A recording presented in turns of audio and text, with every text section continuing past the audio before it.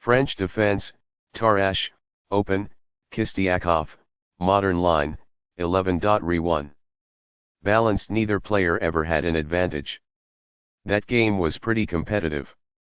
Both players had an amazing opening. It was an incredible middle game by both players. Sharp games are frequently the result of starting with the king's pawn, since it dominates the center and frees up the bishop and queen on the light squares. While preparing for d5, the French defense prevents the light squared bishop in favor of a strong center and opportunities for counterattacks. The center is fully controlled by d4 and the dark squared bishop is made available. The e4 pawn is threatened by the center counterattack on d5. And d2 develops the knight and defends the e4 pawn. The d4 pawn is struck by c5, kicking off center play. And gf3 develops the knight toward the center, defends the d4 pawn and controls the e5 square. Cx d4 captures the d4 pawn and opens up the c5 square for the dark squared bishop to use. Backs off. bc4 develops the bishop to an active square, attacks the queen and prepares castling.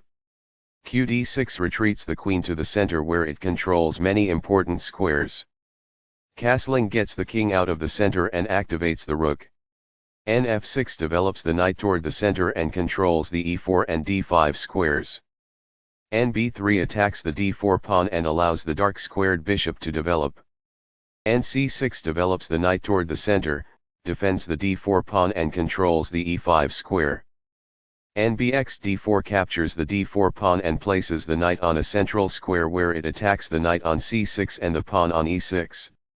Nx d4 captures the knight and attacks the knight on f3.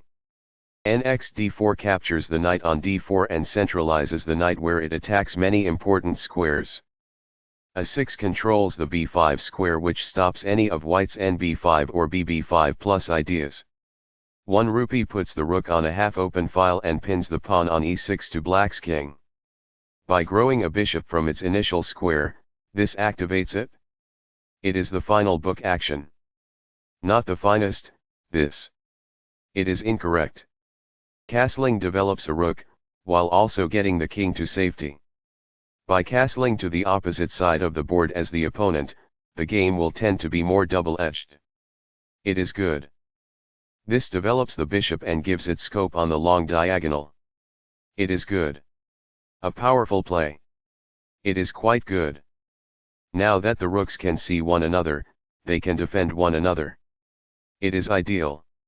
The rooks are linked by this, making it easier for them to work together in the future. That's good. The best choice is this one. It is ideal. This poses a threat to strike a knight. It is incorrect. This stops the opponent from being able to kick a knight. It is best. Balanced, neither player ever had an advantage. That game was pretty competitive. Both players had an amazing opening. It was an incredible middle game by both players.